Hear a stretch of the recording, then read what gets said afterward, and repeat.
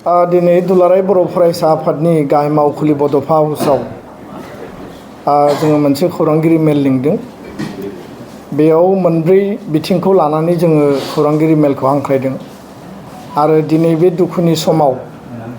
मैया जालांनाय काश्मीरनि पहलगामाव जि टेररिस्ट एटाक टुरिस्टफोरनि सायाव बेखौ जों गोख्रोङै सोंखारिदों आरो दुलाराय बर' फरायसा आफादा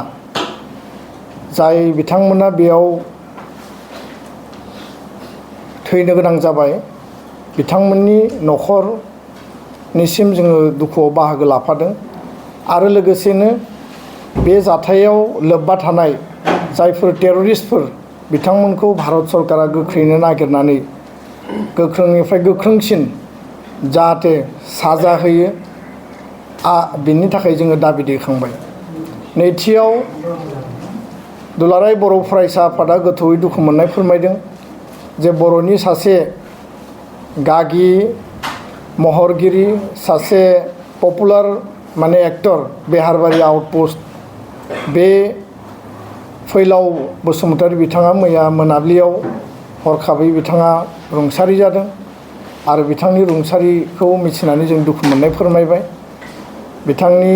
जिउमाया सोरगोआव आलो गोजोनै थायो बिनि थाखाय आफा इसोरनियाव आर'ज गाबदों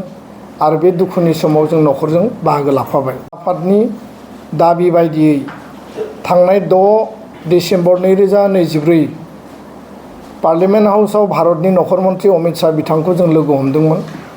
आरो बे लोगो हमनायनि समाव दुलाराय बर' फरायसा आफादा एकर्ड इमप्लिमेन्टेशनजों लोगोसे बड'फानि मुङै आलादा मोनसे मेम'रेन्डाम जों होदोंमोन जे बड'फानि मुङै गोदान दिल्लीयाव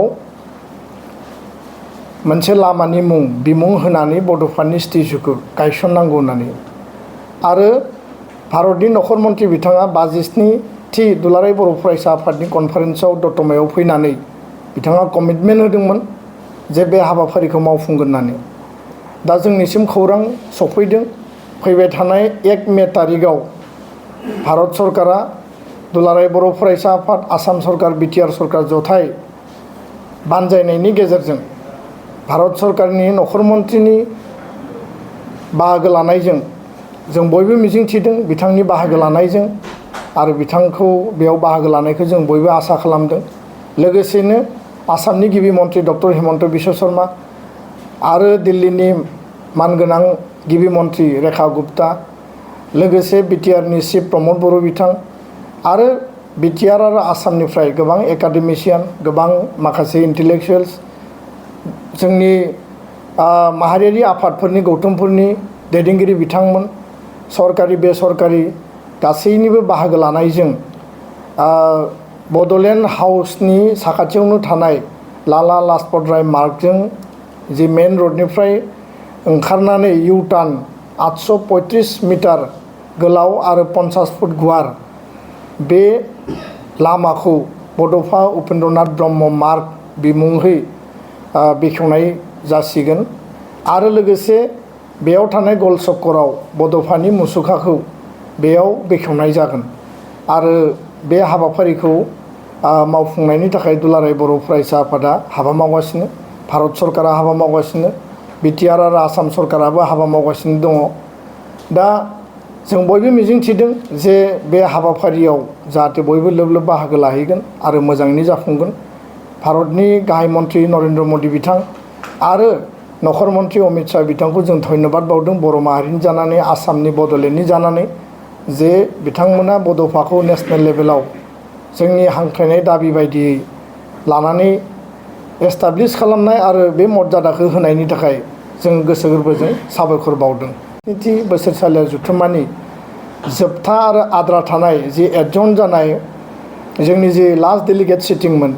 जेराव माखासे रिजलिउसन आरो माखासे जोंनि हाबाफारि दंबावोमोन आरो दुलाराय बर' फरायसा आफादनि आथिखालनि जि मावसम बे एग्जिकिउटिभ बडिखौ मिरुनि एग्जिकिउटिभ बडिखौ रिजलिउसन खालामनानै गोदान एग्जिकिउटिभ बडि सेन्ट्रेल कमिटिनि बेयाव दाफुंनांगौमोन। बे हाबाफारिखौ जोङो केबिनेट जोंनि सावरायनाय बायदि 27 एप्रिल 2025 जोङो थि खालामदोंमोन बड'लेण्ड मुलुगसोलोंसालिनि अडिट'रियामाव नाथाय 1 मे तारिखनि हाबाफारिखौ नोजोर लाखिनानै आरो बे हाबाफारिया जोंनि थाखाय गोनांसिनखाय जोङो बेखौ फावसायनानै 12 मे 2025 मायथाइयाव बड'लेण्ड इउनिभार्सिटिनि अडिट'रियामावनो जोंनि आद्रा थानाय बे जथुम्माखौ बा बे लास्ट डेलिगेट सिटिंखौ खालामनो थाखाय जों थांखि आजावबाय आरो बेखिनि खोथाखौनो दिनै खौरां मेलनि गेजेरजों दुलाराय बर' फरायसा आफादनि जानानै जोङो जयै आंजों लोगोसे गाहाय नेहाथारि खनिन्द्र बसुमतारी आरो जोंनि PRS सोमदोन ब्रह्म जों बयबो बे खौरां मेलनि गेजेरजों बयखौबो मिथिहोबाय। गोजोन्थों।